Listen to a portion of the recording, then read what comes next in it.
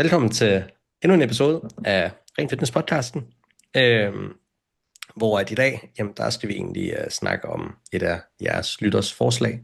Det kom ind, da jeg var til DM, hvor der var en, der kom og spurgte sådan, hey, hvad gør jeg egentlig, hvis jeg har svært ved at spise nok til at tage på? Simpelthen få nok mad igennem. Og så var jeg sådan, det ved jeg nogle ting om.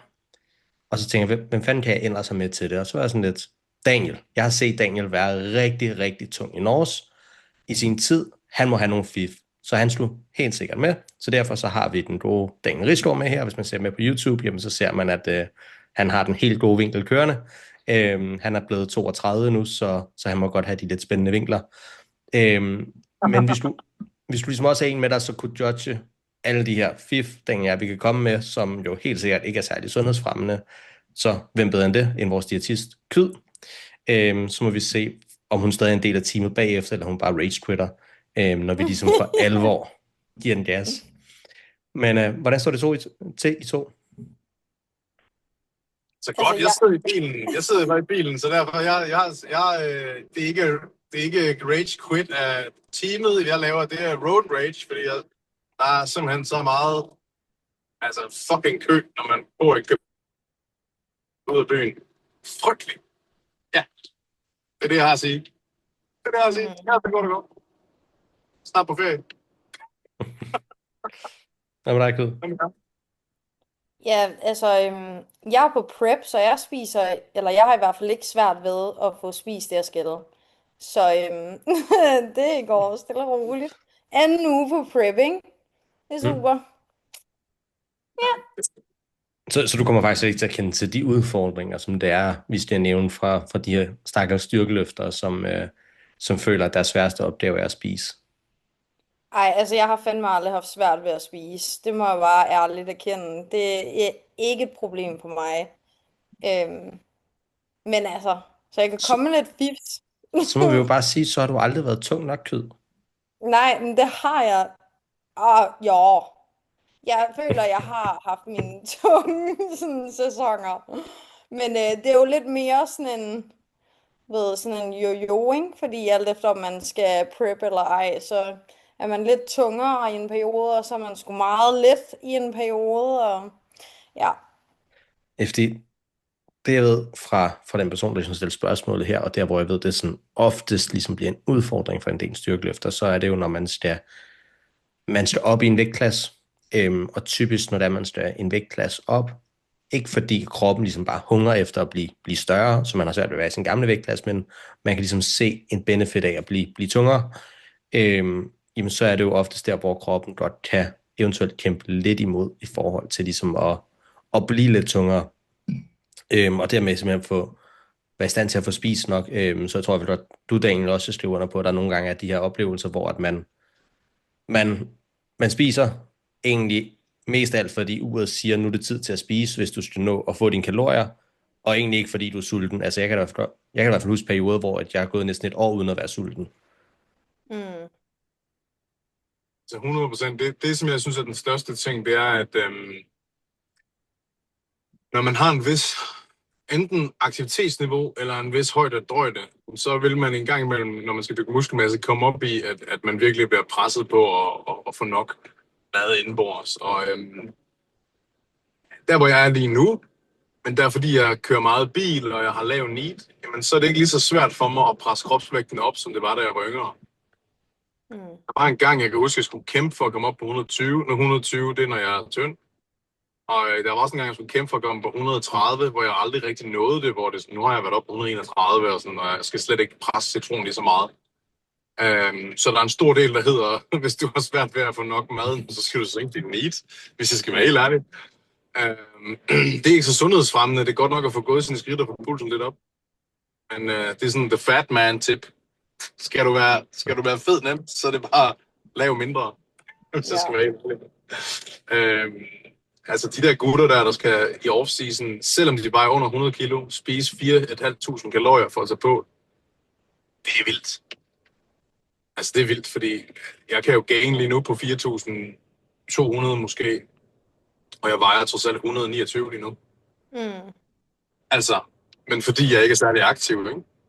Ja. Så jeg synes altså, det har en meget at sige. Mikkel Benson for eksempel, som går 20.000 skridt om dagen, ikke? Altså, der kan seriøst få nogle kalorier indenbords, ikke? Mm. Ja, altså det er en stor ting, jeg synes, man skal starte med at kigge ind i. Det er sådan, hvis man bare er ekstremt aktiv, okay, men kan du på nogen måde mindske det? Det er faktisk et tip, hvor man sådan tænker, det er fandme ikke særlig sundhedsfremmende, men det er bare reelt. Altså fordi at skulle spise fucking 4-5.000 kalorier hver dag, det er heller ikke særlig rart for dit fordøjelsessystem. Nej, man kan jo også sige noget om, at sådan, det her med at gå sin skridt har måske også taget lidt overhånd i forhold til at sige, at de største sundhedseffekter ser vi jo faktisk dernede i de der sådan 5-8.000 skridt om dagen. Så dem der presser sig op til at gå 12, 14, 16.000 skridt, det er jo heller ikke sundhedsfremmende egentlig, fordi vi er faktisk på den anden side af bell-curven efterhånden, når vi når derop omkring, så der kan jo også være noget i den del. Men jeg tænker jo også, der generelt bare er nogle ting, man kan overveje i, hvad er det, som man spiser. For altså, jeg kan jo personligt selv sige, jeg kan mærke kæmpe forskel på min sult, om jeg hjerner en masse kartofler til alle mine måltider, eller om jeg spiser hvid ris. Ja. Så altså, der kan man jo også gøre nogle overvejelser i forhold til de ting, som jo ligesom kan hjælpe en på vej til det. Og flydende kalorier. Altså, mængden af gange, jeg ser folk, der siger, at jeg er svært ved at tage på, og så sidder de til deres måltid og drikker bare vand, eller drikker en sukkerfri sodavand. Ja, eller spiser kalorielette fødevarer. Folk, der har svært ved at tage på, eller siger, de har svært ved at tage på, fordi de ikke er sultne nok, og det er svært at få nok mad ned. Og så ser du dem køre den ene diet food ned efter den anden.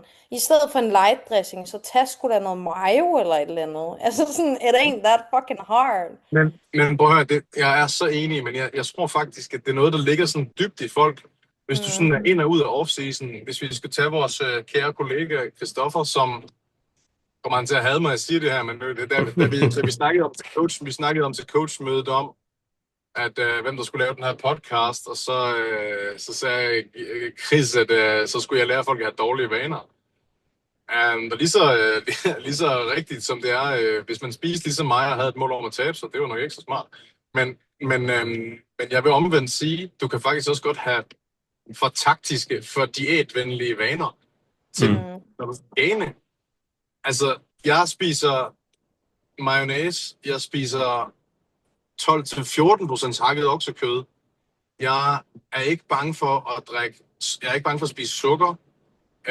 Min fordeling i junk/clean food er nok nærmere 70-30, end det er den der 80-20 eller 90-10, som mange går efter, ikke?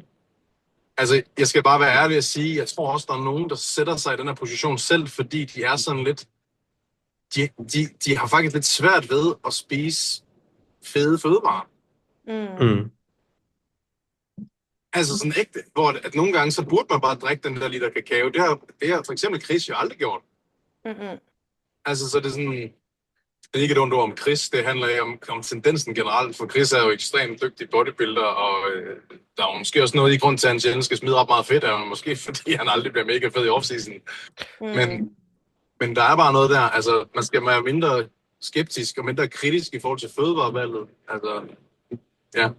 Jamen altså, jeg kan jo også bare sige, altså jeg drikker jo stort set kun Rynkeby blandet saft af saftevand, fordi det indeholder 45 gram carbs i 100 ml koncentrat. Lige for tiden, når jeg kommer hjem fra arbejde, jamen det første jeg gør, det er, at jeg kværner 3-4 gifler, fordi jeg har en pose gifler liggende, og så er det bare lige... Men det er nogle lette, det er nemt at få ned, og så er jeg stadig sulten til, når jeg spiser aftensmad om et par timer.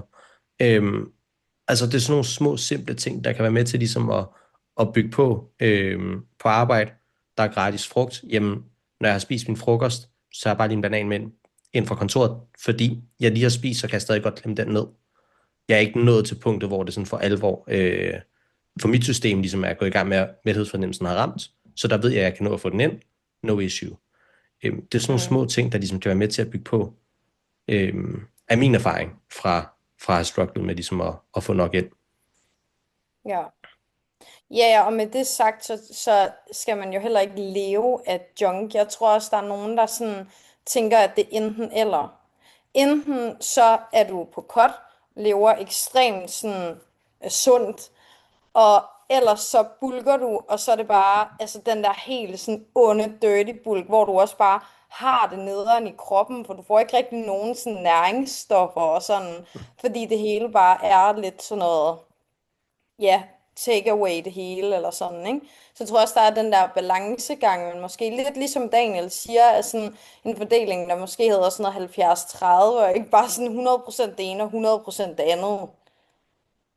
Fordi der er også lidt en tendens til, at dem, der så måske gerne vil bulke, tager mere på, så bliver det også meget hen i den der grøft, hvor det så bare er, altså den der, hvor det, altså der er ikke noget næringsrig mad i løbet af dagen overhovedet, fordi det bare kun handler om, at det skal være så kaloriedense som muligt, ikke? Der kan man jo godt stadigvæk tænke lidt over, hvad det er, man spiser, men have plads til at drikke nogle flere kalorier og sådan noget, ikke? Ja, det er det. Altså, du skal jo stadig have dine 500-600 gram frugt og grønt i løbet af dagen. Altså, der er jo stadig nogle baseline sundhedsting, der ligesom er værd at have med. Men så er det jo så netop, du kan hive de andre tricks frem og være sådan, i stedet for hvor på diæt, du så er sådan, hey, jeg er blevet sat ned i kalorier, så nu spiser jeg 1 kilo frugt og grønt om dagen, i stedet for, jamen så er det automatisk valgt at sige, fint, jeg skal have mere mad ind, for at jeg kan komme igennem. Så i stedet for at smide mere frugt og grønt ind, jamen så tager jeg flere ris, eller jeg drikker den her sodavand med sukker i, eller whatever. Noget, der så er et kaloriedens, du supplerer med, som er nemt at få ned. Spiser noget chokolade på dine skyr om morgenen, i stedet for et eller andet sådan sukkerfrit sødemiddel, eller hvad end folk nu engang gør. Ja, også bare for stadigvæk at have det rart i kroppen, og ens fordøjelse fungerer og sådan noget. For hvis du bare cutter alt det ud, som reelt giver noget næring og sådan kostfiber og sådan noget, så kan jeg godt forstå, at du ikke kan lide at bulk. Altså 100%. Så har man det bare fucking nederen. Men altså, jeg tænker også sådan lidt, at nogle gange, så de her folk, der har svært ved at få nok at spise, jeg ved, om det er, fordi de spiser så dårligt, at de ikke har styr på deres fordøjelse, for eksempel. Fordi, altså, nu er August og jeg, vi snakkede om det i går, nu bliver det sådan lidt under bæltestedet der, men hun er jo misundelig på, at jeg kan gå på toilettet hele tiden. Altså, Sejr og jeg, altså, hvis vi snakker om 2 personer, der er tunge, Sejr og jeg, vi kan sgu godt gå på toilettet. Altså, vores fordøjelse fungerer. Og det vil jeg til hver en tid fremme med. Det er godt. Altså, jeg bliver bare nødt til at sige, hvis man har problemer med, at man hele tiden føler sig sådan lidt forstoppet, og man ikke kommer ret tit på toilettet, jamen så er der jo ikke særlig stor gennemstrømning. Og så har man jo heller ikke appetit. Altså, så det er jo sådan det der med, når ens system, at der er økonomien, den kører rundt, jamen så får man typisk også flere sultsignaler. Hvis man sådan er forstoppet, så får man aldrig sultsignaler. Så det er jo virkelig også en ting, at folk måske skal tænke over. Det handler ikke kun om at spise meget, det handler også om at have nok fiber til, at din krop kan omsætte alt det, du spiser. 100%. Måske så folk, de tænker i off-season, at jeg skal spise meget mad, så jeg skærer ned på grøntsagerne. Jeg skærer ned på frugten, jeg skærer ned på fuldkorn, fordi jeg skal have noget, der er hurtigt optageligt. Men faktum er, at så får de for få fiber, og så klokker systemet faktisk. Fordi vi skal jo faktisk have flere fiber, desto flere kalorier vi spiser. Det er det. Jeg tror også nogle gange, folk de tror, at fiber, det klokker systemet, hvor det er sådan, man skal nærmere se fiber, så er det noget, der får tingene til at glide lidt mere. Hvad tænker du om det, Cecilie? Altså 100%, det er jo det med, at hvis du bare vælger så at spise så næringsfattigt som muligt, fordi det bare skal være så kalorietungt som muligt, så kommer du ikke til at have det rart i kroppen. Har du det ikke rart i kroppen, kan for eksempel ikke komme på toilettet, har du mere kvalme, det bliver sværere at få mere mad ned, du begynder automatisk ikke at få mere mad ned, fordi det ikke lader sig gøre lidt.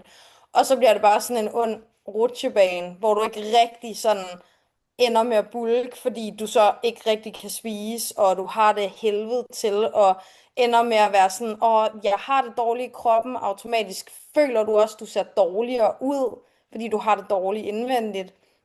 Og så ender de bare med i den der onde spiral, hvor de bulker i et par måneder, og så cutter de igen, fordi sådan, jeg havde det rart der, og jeg kunne bedre lige være så i spejlet, fordi du ikke var fucking oppustet, fordi du forstoppede efter 14 dage, ikke? Altså, så der er 100% noget dertil, at måske i stedet for, lidt som vi også har snakket om i forhold til prep og sådan noget, konkurrencediæt, det der med, at din off-season og din in-season, altså prep i det her tilfælde, behøver egentlig ikke afveksle så meget fra hinanden. Det er bare mere i forhold til alle de der diet foods, det der light saft, light dressing, at du ikke har så mange ris på tallerkenen og så videre. Du kan jo sagtens beholde meget af de samme måltider, som fungerer godt, som giver dig godt med næring, men tilføje dressing med, der er fuldfed mayonnaise, eller drik dine kalorier med saftevand, i stedet for at få en lille portion ris og en stor portion ris, sådan nogle ting, så du stadigvæk holder de der gode vaner, der er bare mere af det, og så er der de der ekstra ting, som at tage ud og spise, eller tage den der chokolade, eller drikke kakao, de der ting. Og nu, altså, hvis du vil have det helt uden råd til, hvordan du gør, så tager du din liter Cartador-is, lige giver den 30 sekunder i mikroovnen, og så drikker du det lort, så lover dig for, at du har fået din kalorier. Ej, du er klam! Altså, de der ting, jeg har aldrig, altså no kidding, jeg forstår det der, Benjamin, og det er genialt, men det er sat, man er ulækkert. Vi er helt enige. Men altså, hvis folk vitterligt har så svært ved det, altså, hvis du mener, at din målsætning er, at du har så svært ved det, så må du drikke din Cartador-is. Altså, kør. Ja, de har i hvert fald ikke prøvet alt, hvad der kan lade sig gøre. Det er...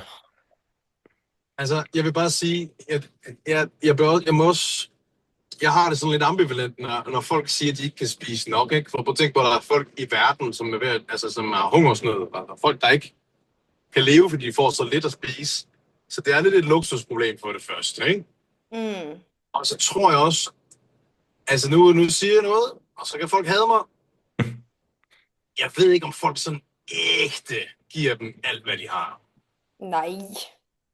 Fordi det er sådan, jeg kan jo sige, dengang jeg boede på Nøjsomhedsvej, der jeg boede inde midt på Østerbro, og jeg cyklede 14 kilometer hver dag, og jeg havde høj need, rigtig meget fysisk PC på gulvet. Jeg kan huske, det var et struggle at komme op på 120 kilo, og jeg gjorde virkelig alt, hvad jeg kunne. Og der kan jeg huske til sidst, der var min faste rytme, og jeg kan huske det helt tydeligt, det var, at en pose ris, den varede, altså et kilo ris tørvægt, det varede 2 dage. Så jeg vidste, på ugenlig basis, der spiste jeg det, der svarede til 3,5 pose ris. Så når jeg købte den til 14 dage, der sørgede jeg for at have 7 kilo ris tørvægt. Og det var bare fast, når jeg handlede ind. Så vidste jeg, at efter 14 dage, så skulle de 7 kilo ris være væk. Det var reglen. Det næste er, at jeg gik jo væk fra at spise mere udskæringer. Altså, det var oksekød, det var laks, hvis det var kylling, jamen, så sørgede jeg for at tilføje pesto eller lidt andet.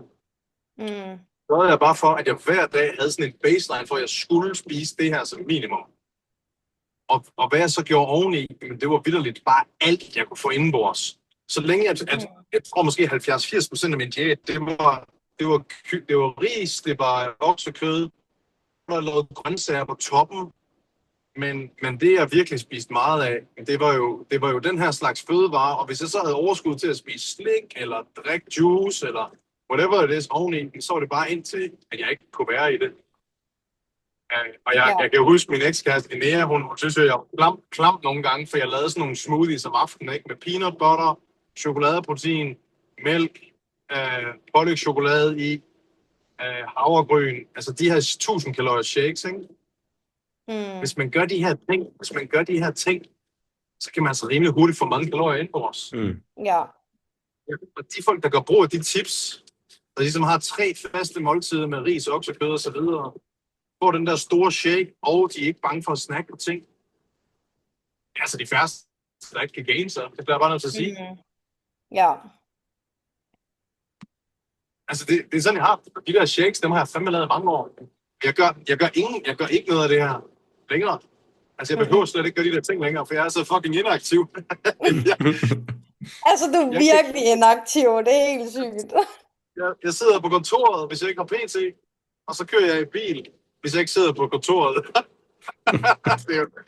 Altså, det er vildt der. Så den største ting for mig er jo, at jeg 1000 år mindre det her.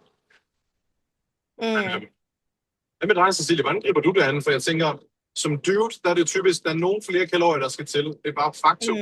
Og, Ja. og man er måske også lidt mere ligeglad med, at man får rødvinsbatter, og man får lidt mave, så længe at brystkassen er større end maven, så det er jo fint. Altså, hvad med sådan en kvinde? Hvordan får du dine kvindelige atleter til at spise nok til at gain? Fordi der er jo også et psykologisk aspekt i det her, ikke?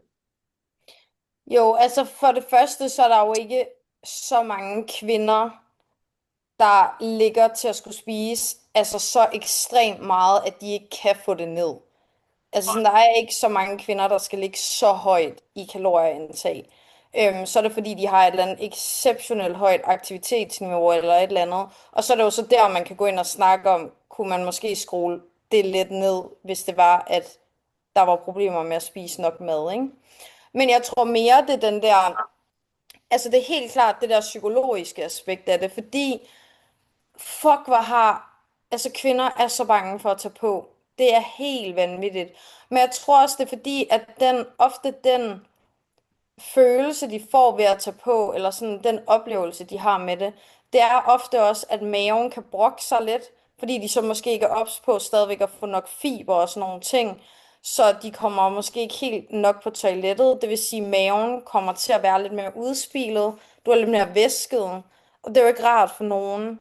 Men det er som om sådan kvinder særligt, når det er omkring maven, kan altså stresse sindssygt meget over det. Så længe at vi ligesom fastholder en god sådan fordøjelse, lige så stille bare skruer op for kalorier. Jeg hæver aldrig bare mine kvindelige atleter ekstremt meget i kalorier, fordi deres psyke også skal følge med. Og det kan godt virke voldsomt, hvis jeg kommer og siger, du er vant til at få det her, nu skal du lige have 600 kalorier mere, ikke? Og de tænker sådan her, what the fuck? Det virker sygt, ikke? Så der er det mere sådan en, at vi gradvist øger kalorierne, så de også kan se, okay, det er jo ikke fordi, jeg vågner op dagen efter, altså kæmpe stor. Så det der med bare lige så stille at cruise ind i at være i et kalorieoverskud, har fungeret godt for dem, men også fordi, at fordøjelsen kan følge med, og at de ikke skal lave mega meget om på de madvaner, vi eventuelt har bygget under et underskud, eller de allerede havde. Men bare tilføje lidt ekstra mellemmåltider og sådan noget. Tag ud og spise lidt med kæresten. Det plejer også at være meget nice og sådan noget. Men at vi bare gradvist går op, så både mave og hoved kan følge med. Det har faktisk virket ekstremt godt at gøre det på den måde. Ja, så det er primært det, jeg gør. Det er også egentlig det, jeg bedst kan lide selv. Fordi jeg ved også sådan, efter en prep, så har jeg det også bedst med lige at komme på ligevægt. Og så lige, du ved, tage lidt tid der, og så bare gradvist stige kalorier, ikke? Fordi min mave og min krop og min væskebalance og så videre skal lige kunne følge med. Fordi det er heller ikke nice at gå og føle sig som en stor væskeboble, og man kan ikke komme på toilettet, og maven står herude, og ja. Føler I, jeg kan spørge dig, Benjamin, altså, føler du, at der måske også nogle gange er det mere psykologisk, end det er fysisk? Det kunne også være de her gutter, som føler, at du kan spise nok. Altså spørgsmålet er, om det fylder lige så meget i virkeligheden, måske hos de mandlige klienter, uden at de vil stå ved det. At der er mentale blokader, mere end at de mangler tips til en kalorieshake. Jamen, jeg tror lidt, det er en blanding, fordi det, jeg kan se med nogle af mine egne klienter, det er jo også, for nogle af dem, der er det bare struktur, der mangler. Altså struktur på, hvornår de spiser. Og så er der for nogle af dem, hvor det simpelthen også bare er sådan, de kan ikke lide at være i det ukomfortable, der er at sige, hey, jeg skal fortsætte med at spise, når ikke jeg er sulten. Fordi, let's be honest, hvis du skal være i kalorieoverskud længe nok, hvilket det som styrkeløft ofte skal være, vi foretrækker at være i kalorieoverskud så lang tid som overhovedet muligt, jamen så kommer du til at ramme et punkt, hvor til sidst så skal du spise, selvom du ikke er sulten. Og det kan være svært for nogle af dem. Men der er helt sikkert også noget forfængeligt omkring det, i forhold til, hvordan tingene ligesom udvikler sig, fordi jeg har da nogle styrkeløfter, hvor at de skal bare være så store som overhovedet muligt, fordi de skal bare løfte fucking tungt, og så er de jo røvlig glade, fordi de skal bare løfte tungt. Og så er der jo også dem, hvor de er sådan, jo, men jeg vil stadig gerne have mine abs, jeg vil stadig gerne have mine synlige veins, alle de her ting, hvor man er sådan, det er svært at kunne begge dele. Øhm, og der er det jo en proces, hvor man så ligesom må afveje med dem og sige, er det værd at tage det her på, som vi skal, for at du kan få den styrke, du gerne vil have, eller er det vigtigere for dig at stadig være shredded, og så acceptere, at din forhold for styrkeløft simpelthen bare ikke er der, hvor vi vil foretrække, de var. Det er mening. Fordi altså, man kan sige... Ja. For jeg synes til at sige, som styrkeløfter er der jo også bare noget i at sige, at det er de færreste, der kan være en god styrkeløfter og være lige så shredded som en bodybuilder. Og det ved jeg også, altså det har Chris også selv sagt i forhold til, hvor han er henne i sin offseason nu. Han føler heller ikke, at han er et sted, hvor han vil kunne presse en squat, en bænkpres og en dødløft til sit max. Fordi der skal bare et fedt lag til for ligesom at holde en styr på det hele. Du ser det også selv på Regen. Regen er heller ikke 100% shredded. Han er fucking shredded, men han er heller ikke 100% shredded, når han er sit stærkeste. Så der skal bare noget cushing til for ligesom at passe på hele kroppen.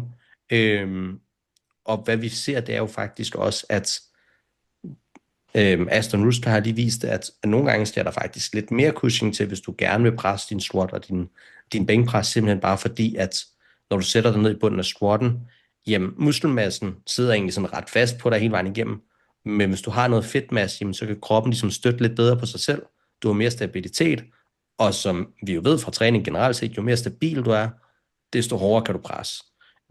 Så der er også bare noget i det der med at acceptere at sige, at den bedste styrkeløfter er ikke nødvendigvis den mest shredded styrkeløfter, og det skal vi være okay med. Jeg tror måske også, der er et lag af i forhold til bodybuilding. Altså, men det er måske ikke kun bodybuilding eller styrkeløft. Jeg tror også, det handler lidt om selvværd. Altså, jeg kan sådan tale på egen vegne og sige, fra alderen 15 til jeg var 25, der havde jeg aldrig prøvet ikke at have abs. Selv i min off-season havde jeg altid synlige abs. Så finder jeg ligesom ud af, okay, men hvis jeg skal presse kropsvægten mere, da det sådan corona-lockdown kom, og jeg prøvede virkelig at presse den, så prøvede jeg, okay, jeg kunne godt tænke mig at komme over 115, jeg kunne godt tænke mig at komme op på sådan 120 og se, hvor meget jeg kunne gaine.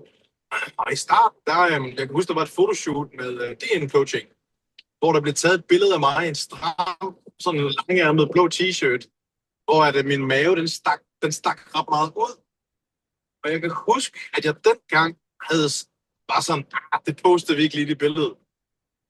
Fordi jeg var sådan, der var jeg ikke endnu komfortabel nok, eller hvilet nok i mig selv til, at jeg var okay med, at der blev postet et billede, hvor taljen, altså at min mave sådan stak synligt ud. Og det sjove er, at nu er jeg så easily glad. Altså, det kunne ikke rage mig en papand. Ægte. Jeg er simpelthen så ligeglad. Så længe at jeg er stærk, og jeg føler mig stor, så er jeg ligeglad med, om jeg har sådan en øltønde maveagtigt. Det er simpelthen, jeg bruger 0 energi på det. Men jeg tror, at det har taget nogle år. Det har taget nogle år for mig at føle, at jeg er sgu stadigvæk god nok, og min kæreste, hun tænder stadigvæk på mig, selvom at jeg ikke har sixpack.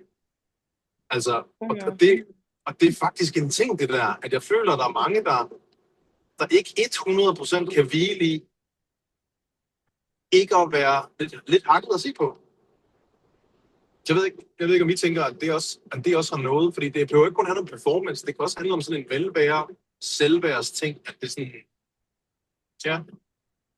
Det har i hvert fald ændret sig for mig helt vildt. Altså, jeg er simpelthen så ligeglad, det må jeg bare sige. Jeg tror også, det ændrer sig i takt med, at man prøver det, og ser, at sådan, det er ikke så slemt, ikke lige at fucking have sixpack hele tiden, fordi så finder man lige pludselig ud af, at sådan, for eksempel, okay, men jeg er også på mit aller fucking stærkeste, når jeg er på den her kropsvægt, eller jeg har meget mere overskud til at tage ud med mine venner, eller hvad fanden det nu kan være, men det der med, at man får nogle positive oplevelser af at prøve at komme op i en kropsvægt, man ikke har prøvet før. Fordi det er 100% også det, der har gjort, at jeg er så komfortabel i at komme efter en prep og komme altså hurtigt op i kilo igen, ikke? Fordi jeg har det bedst der. Jeg synes personligt også, jeg ser bedst ud der. Men det er jo kun fordi, at jeg har prøvet at være op i de kilo før, at jeg ved det. Hvis jeg ikke har været der før, så er det jo, så aner jeg det jo ikke, og så kan det godt være super nøjeren at tænke over, at jeg lige skal veje 4 kilo mere, end hvad jeg plejer. Så nogle gange så handler det også om bare at få noget erfaring med at prøve at komme derop, og så se sådan, gud, hold kæft mand, jeg ligner et fucking bæst her, og jeg er steget 10 kilo i min dødløft, og altså, alting er fucking nice, så er det også nemmere at være i det, fordi man har de positive erfaringer. Ja, så det er faktisk måske det der med, at folk siger, at de ikke kan spise nok, kan måske også være, fordi de mentalt spænder ben for dem selv, så at sige, fordi de måske mentalt heller ikke helt committer, og måske undervejs i opbygningsprocessen får second thoughts, og du ved, vi er ikke 100% commit til Mathilde kakaomælken, vel, fordi man er sådan, det er sgu også meget fedt at have sixpack, så det er måske den tankevirksomhed, der foregår underliggende, holder måske folk mere tilbage end altså strukturen i kost, i nogle tilfælde i hvert fald, ikke? Ja. Det er jo i hvert fald en tanke.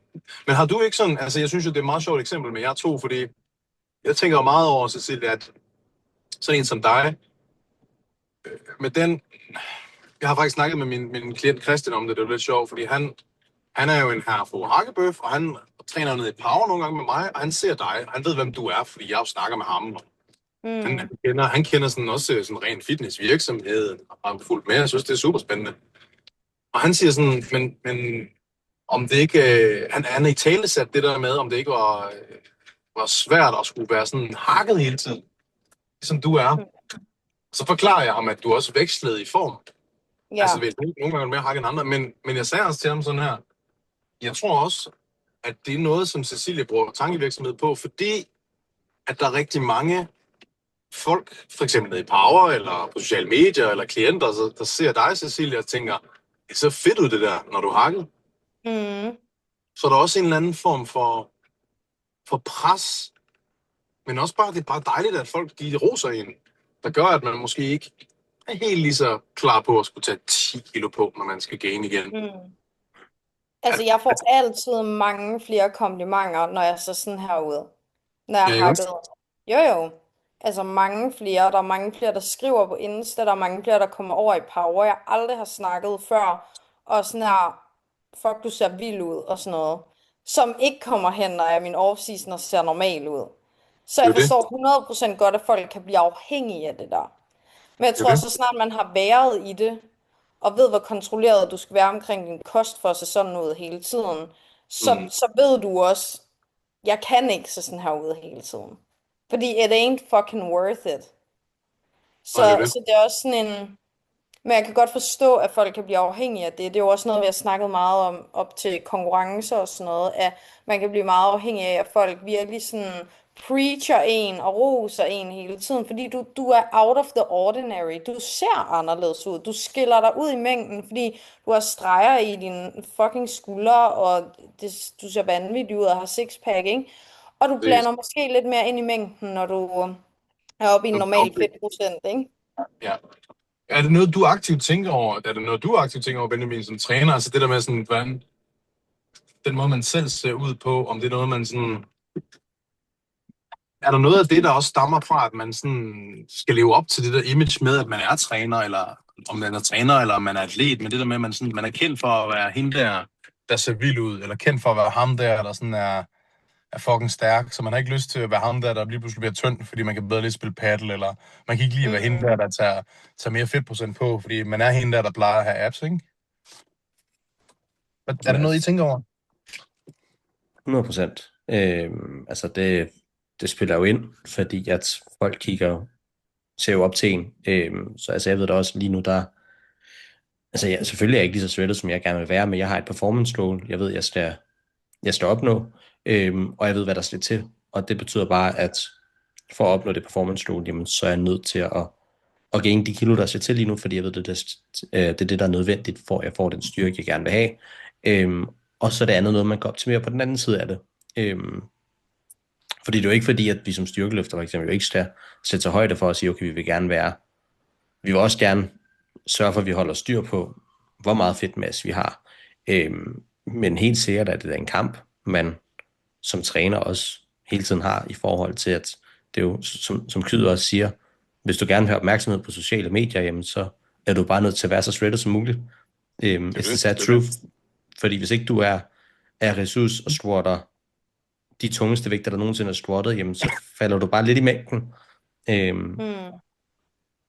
Ja, det er fucking rigtigt. Altså, det er bare the hard truth. At det er bare en ting, det der, ikke? Og det gør jo også, at man... Jeg kan sgu da også mærke, jeg skal da heller ikke... Nu siger jeg, at jeg er komplet ligeglad, ikke? At jeg vil skide på, hvad det ser ud. Det er jo ikke helt rigtigt. Fordi hvis jeg blev tynd lige pludselig, og ikke havde noget muskelmasse, det ville jeg måske ikke have det så fedt med. Så det er bare den anden vej. Det er bare den anden vej for mig. Altså, fordi at det er sådan... Det er de point, jeg plejer at få, ikke? Det er ikke for at være hakket, men det er for, at det er sådan, kæft, han er stor. Og det er sådan, hvis man lige pludselig lægger identitet i det, for det gør jeg da for 100%. Er der en eller anden forventning, når folk møder mig om, at jeg i hvert fald ikke er ham der, hvor de siger, han var noget mindre i virkeligheden. Jamen, i dag, kan I forestille dig scenariet, ikke? Det vil jeg da have det henvendt til med. Ja. Så man ved eller ej, så for mig set er det måske bare sværere, når jeg skal korte ned, for så går jeg på kompromis med det. Men hvor der er måske andre, der har svært ved at gain, fordi så går det jo kompromis med deres image om at være hakket, ikke? Ja. Det er sjovt, fordi jeg tænkte også over det her forleden, sådan at jeg føler også, at jeg har fået flere anmodninger på forløb, efter jeg sådan er blevet shredded. Ja, det er sygt, nu har jeg været shredded lidt tid, ikke? Så sådan, det er lidt en sjov ting, at sådan dit udseende påvirker så meget. Fordi det er sådan, jeg kommer ikke til at se sådan her ud resten af tiden. Jeg skal op i vægt igen, because I look better there. Men der blender man måske lidt mere ind i mængden. Og det er bare lidt sjovt at se den tendens. Jeg forstår 100% godt, at folk kan blive afhængige af at få de der komplimenter, og netop være kendt som den, der var fucking shredded, eller et eller andet, ikke? Jeg forstår det 100%, fordi jeg kan jo se, at det også sker, hver gang jeg skal konkurrere, og så videre. Specielt nu, når jeg træner, så kan jeg også se det på sådan, det plan, at der lige pludselig er mere efterspørgsel, ikke? Præcis. Altså 100%. Det er virkelig en ting. Det tror jeg holder folk tilbage på kosten. Hvad tænker du, Benjamin? Så jeg er jo enig med mange af de ting, som Kyd, hun ligesom bragte op. Altså, det er jo tydeligt at se. Man kan sige, heldigvis i styrkeløft er performance jo også noget af det, der er med til at drive engagement på det hele. Men altså, vi ser det. Vi ser, at desværre, at trænere, der er mere shredded, får flere folk ind, hvor man er sådan, at være shredded burde jo ikke være et tegn på, om du er en god styrkeløftcoach. Og det er igennem, at folk skulle være hos dig, fordi det er jo heller ikke et nødvendigvis et tegn på, om du selv er stærk, om du så er en god styrkeløftcoach. Altså en af de bedste styrkeløftcoaches i verden er jo Steve Denovi, og altså, ikke for at offende Steve, men jeg tror heller ikke, jeg vil gøre det, for han er nok selv klar over det, men han er så tynd, som man overhovedet kan være, og han er ikke særlig stærk. Men han er en fandens god styrkeløftcoach, fordi han har stillet op, han har de erfaringer, der skal til. Men det gør da ikke, at selv den viden fjerner jo ikke tanken hos mig om også at sige sådan, hey, jeg kan jo se, hvis jeg var mere shredded, jamen, så ville jeg have bedre engagement, så det ville være noget at hente. Jamen, så sådan rent business-perspektiv, jamen, så er der jo også en lille tanke, hvor der jo hele tiden kommer og forstyrrer atleten, der jo godt ved, at vi egentlig bare skal være tunge lige nu. Så det er en sindssygt svær størrelse. Det er måske det, der sker, det er, at det forstyrrer atleten i deres forsøg på at gaine. Kommer der forhindringer og bevisninger om, men jeg vil ikke helt have større mave. Behøver jeg, hvis jeg ikke er sulten, så at drikke den her Mathilde kakao? Måske det er fint. Altså, det er de der tanker der, ikke? Og så står man måske lidt i stampe.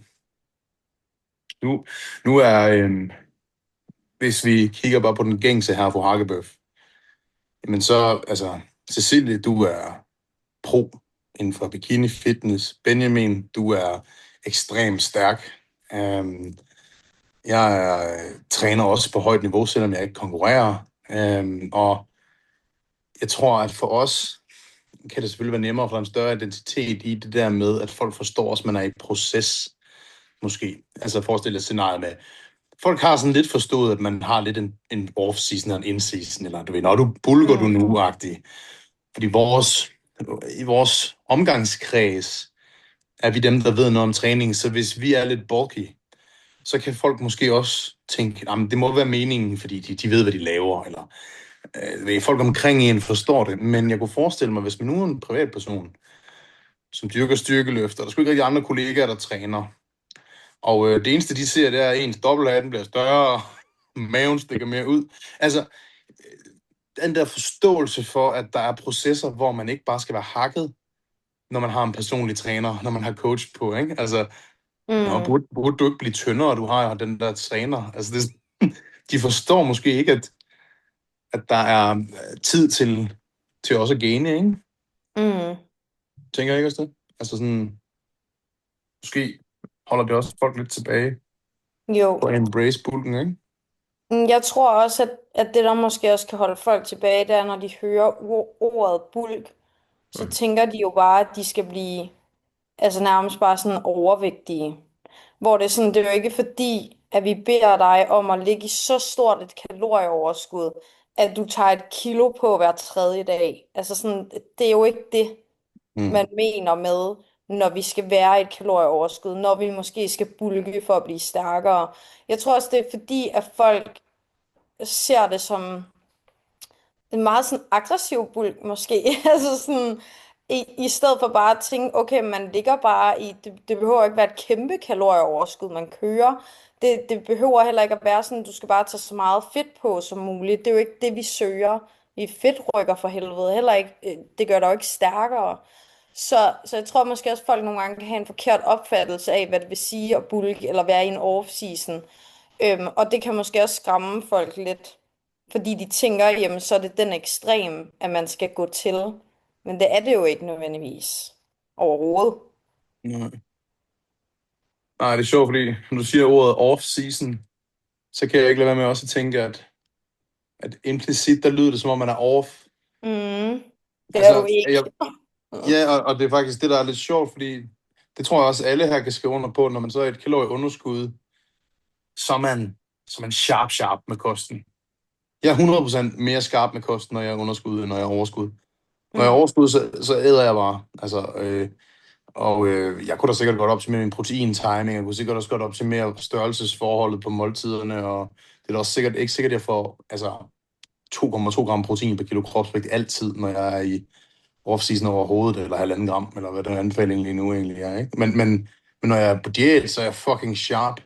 Og det er måske også nogle gange det der med, at folk, de tager det måske ikke lige så seriøst, og fordi de ikke har den samme struktur, så er det også sværere at spise nok i virkeligheden. Altså, de tager det ikke lige så seriøst. Det gør de bare ikke. Opgaven bliver ikke løftet i samme grad, som hvis de cutter. Nej, det er det. Og det er jo nok fordi, at sådan rent intuitivt, så virker det jo nemmere at være i et overskud, fordi du skal ikke kæmpe med sult og alle de her ting, men realiteten er jo bare, hvis ikke du har strukturen omkring det, jamen så er det jo en svær opgave at opnå de kriterier, vi jo ligesom har for, hvad er målsætningen, fordi det ved jeg da fra mine styrkeløfter, når jeg sender dem en vægtklasse op, jamen så får de jo også beskeden om, der er jo nogle af herrevægtklasserne, hvor der jo bare er et stort spring, altså den går fra 105 til 120, hvor at jeg kigger på de atleter, jeg har i 105, hvis når de skal arbejde sig op mod 120, og er sådan, jeg forventer ikke, du er en 120 om et år. Jeg forventer, du er en 120 om 3-4 år. Fordi det tager bare tid at bygge de her ting, men du kan jo kun tage dig den tid til det, hvis du har strukturen til at sikre, at det ikke løber for hurtigt, eller at det faktisk måske går den anden vej, og vi bliver lettere. Og det er jo så der, hvor man så også er nødt til at kigge på og sige, okay, hvad kan vi så gøre af hacks, der så kan hjælpe med det? For eksempel, jeg har lidt samme tilgang, som du havde dengang, da du var tung, Daniel. Så jeg ved også sådan ret præcis, jeg spiser så ikke 1 kilo ris på 2 dage, jeg spiser 1 kilo ris på 4 dage. Lidt størrelsesmængde forestilling, men det er sådan, jeg ved, jeg skal bruge en halv pose ris, cirka, til når jeg laver mine måltider. Jeg ved, jeg skal bruge alt efter hvad for en pakke kylling det er, jamen et sted mellem 600-800 gram. Det tager vi lidt på gefylen lige den del, men så ved jeg nogenlunde mængderne, og så vejer jeg det ikke af, men jeg ved bare, okay, hvis det så er 2 pakker på 400 gram, så tager jeg begge pakker. Hvis det er en pakke på 700 gram, så tager jeg bare hele pakken. Sådan nogle nemme ting, der ligesom gør, at det er nemt at få lavet de her ting, men det skaber stadig struktur nok til at vide, okay, vi har i hvert fald en baseline, der er dækket ind. Og jeg tror, det er den baseline, folk de glemmer, at uanset om du er på diæt, eller om du er i din off-season, jamen så falder du altid tilbage til din baseline. Så hvis ikke du har sikret kvaliteten på din baseline, jamen så er næsten alle opgaver, du laver, umulige. Og det er også det, jeg prøver ligesom at sige til mine atleter, at vi skal have en baseline både for vores træning, men også for vores liv udenfor, fordi det er det, der styrer alt det, der så føder ind til træningen. 100%.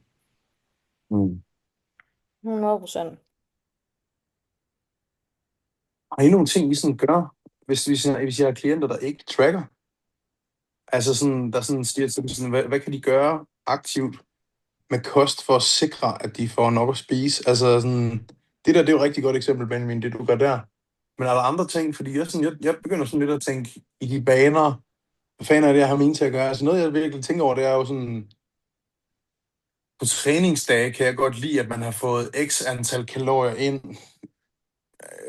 Og i hvert fald sammenligner, hvis du er vant til at træne dag 1 på dit program, og du normalt har du fået 500 kalorier ind, så en dag, hvor du har fået 0 kalorier ind, så skal forventningen være derefter. Eller hvis du lige pludselig har fået 1500 kalorier ind inden dag 1, og næste gang har du fået 0. Altså det der med sådan at have en eller anden form for klargøre for klienten, sådan, jamen, du bliver nødt til at få x antal kalorier ind, hvis du træner klokken 10, fordi der er ligesom gået x antal procent af din dag, så derfor skal du også kompensere med energi. Altså det der i hvert fald, jeg sådan tænker nogle gange, i hvert fald med mig selv, altså jeg har meget få regler med kost med mig selv, men hvis jeg træner klokken 12, så er det ikke på top mave. Det er det bare ikke. Fordi jeg har været vågen klokken 12, har været vågen næsten i 8 timer. Det bliver en pøletræning, det bliver en lortetræning, altså så det er sådan, der skal jeg ligesom have fået x antal kalorier indenbords. Og helt automatisk, så tvinger det mig ud i at have noget struktur. Altså, så bliver jeg nødt til at have været i Netto og købt nogle fucking wraps og noget kylling og noget Shiraz, ikke? Altså, jeg kan ikke bare winge den og sige, så træner jeg på en proteinbar. Altså, det bliver lort. Ja. Så der er sådan nogle, der føler jeg nogle gange, at det kan også hjælpe folk til at forstå, okay, men grunden til, at jeg skal have mere at spise, det er fordi, jeg skal kunne performe, uden at have tal på, hvor meget de skal have spist. De skal i hvert fald bare have noget at spise. Det føler jeg også nogle gange kan være nemmere for folk måske, og sådan at gå med til. Det er ikke fordi, jeg skal være fed. Det er ikke fordi, jeg skal tage på, at jeg skal spise mere. Nej, jeg skal spise mere, så jeg kan performe. Ja. Så jeg kan slå de tal, jeg tog sidste uge. Måske er det nogle gange lidt nemmere, særligt for måske kvindelige klienter. Og være sådan okay med at eat to perform næsten, ikke? Ja, eller sådan, hvis de kommer og siger, at du ved, ofte så kommer kvinder over og siger, at de vil gerne bygge muskelmasse, de vil rigtig gerne have større baller. Okay, Susan, så skal du fandme også tage spise noget mad. Altså, så skal du ikke have det der vægttabs-mindset, fordi hvad tror du, altså, hvad skal vi bruge til at bygge større baller? Vi skal bruge noget mad. Du skal performe bedre i centret. Sådan nogle ting, så bliver det måske fokuspunktet, ikke bare sådan, du skal tage på. Det bliver sådan en, skal jeg større glutes, så skal du spise mere. Ja. Jamen, så skal der måske også ske lidt en afkobling fra hvad vægten siger. Fordi der er jo forskel på, er det muskelmasse eller er det fedtmasse, der gør det. Altså jeg havde det med en af mine styrkeløfter også, hvor hun var sådan, hendes mindset var egentlig stadig, at hun gerne ville være i 69 kilos-klassen. Hun har aldrig stillet op i 69, fordi hun voksede ud af den allerede inden vi stillede op første gang. Hvor hun også selv kom til erkendelsen og var sådan, jeg vejer jo de der 75-76 nu, hvor jeg også må sige til hende, ja, og du har aldrig været sådan mere jacked, end hvad du er nu. Altså din quads er vokset, din hamstrings er vokset, din glutes er vokset.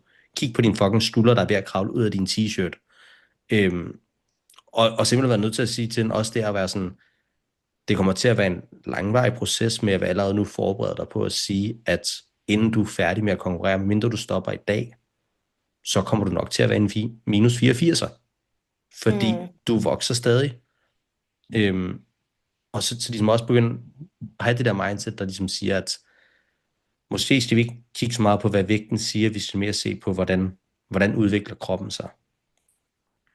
Det er så sjovt, du siger det der, fordi jeg havde Jeg har haft et par samtaler med nogle klienter, som netop har det ret svært med vægten. Det der med, hvis den går op, eller de har måske en forventning om, at jeg vil maks veje det her, jeg vil ikke veje mere, men samtidig vil de gerne bygge muskelmasse, ikke? Øhm, og jeg fandt et billede af mig selv, da jeg startede ved Daniel på 60 kilo, ikke? Og jeg vejede der omkring 60 kilo for en halvanden, 2 uger siden, ikke? Og det er jo to, altså vidt forskellige mennesker. Du vil ikke gætte på, at jeg vejede det samme på begge billeder. Og det er jeg begyndt at bruge, for at være sådan her, du ved, hvor de skal prøve at gætte, hvad jeg vejer på hvert billede. Og når de så finder ud af, at jeg vejer det samme, så er det først der, det ligesom går op for dem. Gud, det kan jo godt se anderledes ud, men det er fordi, at de vil ikke tage på, men de vil gerne bygge muskelmasse, og det er jo sådan, det er meget selvmodsigende, fordi som du også siger, Benjamin, jamen, jo længere tid vi træner, jo mere vil vi forhåbentlig tage på i muskelmasse, ellers så træner vi sgu ikke helt optimalt, vel? Jo tungere vil du også blive. Så når du er shredded, måske var du shredded på 60 kilo før, nu er du shredded på 64 kilo. Du vejer 4 kilo mere, fordi du har taget mere muskelmasse på. Det er jo ikke fordi, du er mindre shredded lige pludselig. Og jeg tror, det er den der... Ja, jeg tror bare, man skal se det foran sig, før man sådan ægte tror på det nogle gange. Særligt som kvinde, fordi fuck, vægten betyder meget for mange kvinder, ikke? Det er ligesom det, de baserer hele deres sådan, situation på, om de skal køre underskud, og om de har en god eller dårlig dag og sådan noget, ikke? Og så man siger, der er jo også bare helt det magiske ved at sige, jo mere muskelmasse du har, jamen desto mere shredded ser du også ud på en lidt højere fedtprocent. Det vil sige, at du har nemmere ved at vedligeholde en sund fedtprocent, og stadig få lov til at se shredded ud, i forhold til hvis ikke du har tilladt dig selv at bygge den her muskelmasse. Fordi så hvis du skal ned og være så shredded, som du gerne vil være, jamen så kommer der alle de skadelige effekter med, fordi du er nødt til at presse tingene endnu længere ned. Så der er også det aspekt i, ligesom tilbage til way back episode, vi lavede, hvor vi snakker om delayed gratification. Altså styrketræning er jo essensen af delayed gratification. Du offrer noget ukomfortabelt lige nu, for at give dig selv, hvad du gerne vil have på den lange bane, på en mere komfortabel måde, som er sustainable for dig. Det er fucking sandt. Og det, som jeg kommer i tanke om, når jeg hører det der, Benjamin, jamen også for den sags skyld, det du siger, Cecilie, det er jo, at hvis der er noget, jeg hader, så er det, når jeg hører og jeg ser, det kunne være Menno Henselmann, der poster, man kan godt bygge muskelmasse, selvom man er kalorieunderskud. Bare for du kan bygge en lille smule muskelmasse, når du er kalorieunderskud, som nybegynder, whatever, så betyder det ikke, at det er det, der er det mest optimale for dig, eller lange løb. For jeg ser for, det ved jeg first hand, grunden til, at Cecilie ser meget forskellig ud på 60 kilo og 60 kilo, det er ikke, fordi hun har haft en lang proces, hvor hun bare har varet 60 kilo. Nej. Det er ikke sådan, at hendes krop har bare sådan gradvist ændret sig, og hendes vægt har bare stået stille i 7 år. Det er ikke sådan, det har foregået. Det har været sådan her. Bygge, cut. Bygge, cut. Og sådan har det været i faser. Og hun har været et kalorieoverskud, når hun skal bygge på. Men det er jo super harmløst, at der sådan, at man kan bygge muskelmasse i underskud, vi hører det, og fedt, og så kan man sige til klienterne, nu behøver slet ikke være i overskud for at bygge. Jeg føler, at det fodrer en tankegang om, at de kan gøre begge dele. De kan blæse, selvom de har munden fuld af mel, og det fodrer måske også de her tankegange om, at jeg behøver ikke at spise mere. Jeg kan godt være hakket hele tiden, selvom jeg bygger muskelmasse. Ja, den her adfærd, den der tendens, det giver, når jeg hører både folk, der laver studierne, men også trænerne nævne det, fordi faktum er, hvis du virkelig skal rykke dig, hvis du virkelig skal gøre en forskel, så skal du sgu kunne dedikere dig til at spise nok mad. Ja.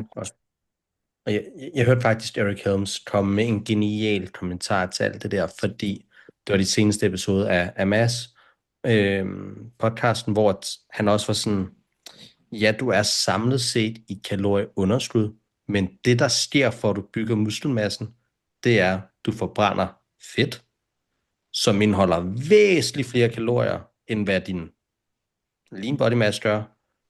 Og det gør faktisk sådan muskelmassemæssigt, at du et kalorieoverskud, hvilket jo igen beviser hele pointen med, at der skal et kalorieoverskud til systemmæssigt, før end at du kan bygge muskelmassen, at du så i net samlet set, så er et underskud, fordi kroppen er nødt til at tage sin egen lære.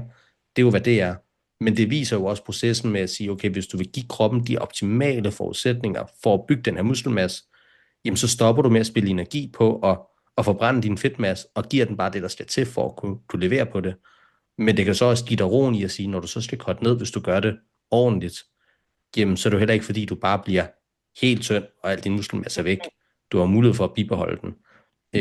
Men det understreger jo bare, hvor vigtigt det er, netop som du siger, Daniel, at du er nødt til at fodre kroppen det, der skal til, for at den kan få lov til at bygge sig større og stærkere. Ja, virkelig. Og jeg synes, man burde være mere sparsom i når man giver tips på TikTok og Instagram og sige, at man kan bygge muskelmasse, mens man kan løbe underskud, fordi det er fint, Yvonne. Men har du prøvet i 5 år at gøre begge dele? Det er ikke virkelig. Nu skal du prøve at headfirst, og så skal du prøve at spise noget mad, og så se, hvad der sker. Altså og det værste er, at så kommer der et studie ud, og så kan de sige, se selv, og så bliver de bare holdt tilbage af det fucking studie. I dataverden har vi det perfekte saying i forhold til, når alle folk også kommer med magiske løsninger og sådan noget, hvor man er sådan, i teorien, ja, i praksis, nej. Fordi der er så mange ting, man sidder og laver, hvor man tænker, det skulle fungere sådan her, og så fungerer det bare overhovedet ikke sådan, når vi ser det reelt set. Og jeg siger ikke, at studierne er dårlige. Altså, når Menno han highlighter noget, så plejer det at være ret god kvalitet. Men det praktiske erfaring er bare at sige sådan, at ja, i teorien kan du godt, men det er så svært at vedligeholde og lykkes med, at det er nok ikke ressourcerne værd at gå efter det, når der er nogle nemmere veje til at opnå de resultater, du gerne vil. Præcis. Okay. Det er et af de få steder, hvor jeg tillader dig som atlet derude og springe over gader lavest. Spis noget mad, byg din muskelmasse nemt. Drik noget fucking Mathilde kakao, seriøst. Drik Daniels ulovlige shake. Drik den her shake der. Nej, hvis der var noget, der var ulovligt, så var det din Cardor-is. Cardor-is i mikrobølgeovn, Benjamin, det er helt sygt, det der. Det er ulovligt. Altså, det er et gammelt Omar Isuf-trick, som han ligesom har benyttet. Det er... Ellers, altså, hvis vi skal have et af de helt gode T-Nation-råd til at slutte tingene af på her, så var de gamle styrkeløftstrik, det var jo, du gik ned til dit lokale pizzeria, så fandt du den mest snaskede pizza, du overhovedet kunne, og så hældte du olivenolie ud over. Bruh. Ja, så ved man. Så altså, hvis ikke du kan gaine på det, så siger jeg, okay, fair enough, du er en hard gainer. Ja, så er du en hard gainer. Ja, det er rigtigt. Skal vi give en opsummering? Skal vi give ligesom lytteren kan vi lave en fin, og der er en af jer, der har mod på det, man lave en fin opsummering af alt, vi har snakket om, sådan, så de sådan kan sige, jeg tog noget med fra den her podcast. Hvad tænker I? Ja, jeg føler, det er Benjamin, der tager den. Til styrkeløfteren derude. Hvad gør vi? Jeg kunne godt tænke mig at høre fra diætisten jo. Jeg hørte jo, hvor god du var til at lave en intro. Så tænker jeg, at en opsummering... Jeg synes også, at diætisten laver opsummeringen. I skal lade være med det der. Jeg bliver nervøs hver gang. Skal jeg lave en opsummering? Ja, så skal vi nok runde af, hvis der er. Du kan få lov at lave opsummeringen. Okay, godt du runder det af, fordi det gik virkelig ikke godt sidste gang. Okay, så opsummering er, hvis du har svært ved at spise nok, så prøver du ikke nok. Fordi der er så mange måder, du kan få nok kalorier ind. Så måske spørg dig selv, er det fordi du ikke ved det nok? Har du måske svært ved tanken om ikke at have den der sixpack der, eller at vægten går lidt op? Så måske der det bunder i. Er det fordi du synes det er svært at spise, og du er mæt 24/7, så skulle du måske tage at drikke dine kalorier. Du behøver ikke at spise så nasty som overhovedet muligt, så du ikke får noget næring. Din fordøjelse skal også gerne fungere. Så sådan, det du måske har været vant til at spise nu, hvor fordøjelsen fungerer rigtig godt, keep that, og så bare tilføj ud over det. Så tilføj kakao til morgenmad. juice i løbet af dagen, i stedet for den magre kød, om det er oksekød eller kylling eller whatever. Tag det, der er lidt mere fedt i stedet for de der light dressinger, diætfødevarer. Tag det fuldfede. Sådan nogle nemme ting, som gør, at volumen ikke bliver lige så høj. Hvis du er vant til 1 kilo grønt om dagen, skær ned til det, vi anbefaler op på de der 600 gram, og så måske tage det i sådan noget mere dense, som sådan noget banan, i stedet for at spise vindruer, som bare fylder fucking meget på ingen kalorier. Lad være med at gå 20.000 skridt om dagen, hvis du er vant til det. Måske sænk det lidt ned. Aktivitetsniveau generelt. Køb en Land Cruiser som Daniel, og rør aldrig gulvet igen med dine ben. Så ja, det tror jeg egentlig var ret godt opsummeret, ikke? Så Jeg synes, jeg hørte et genialt udtryk, som passer perfekt ind til det. Be less fat, be more poo. jeg har set det. Jeg så det postet til. Nej. It's Var det genius. forklare det? Hvad betyder det? Be less fart, be more poo. Var det forklare, hvad de mente? Men jeg læste det ikke. Jeg så bare din story. Så det passer egentlig perfekt overens med det, Kyd siger i forhold til, du skal egentlig bare prøve hårdere. Så talk less shit and do more shit. And shit more. And shit more. Ja. Altså, legit, hvis du ikke skider 2-3 gange om dagen, og du spiser over 4.000 kalorier, så er der et eller andet galt med dit system. Sorry to say. Nej, men hvis du Be gerne vil more skide poo. mere, hvis du vil skide mere, så skal du bare tage sådan en flydende gang Cartador. Det giver så brugt røv nu. Så kommer vi på toilet. Har du prøvet det, Kyd, siden du ved det? Ej, men det kan jo ikke. Altså, det glider jo lige igennem. Altså, det kan jeg da ikke forestille mig andet. Puha. And on that note, On that note.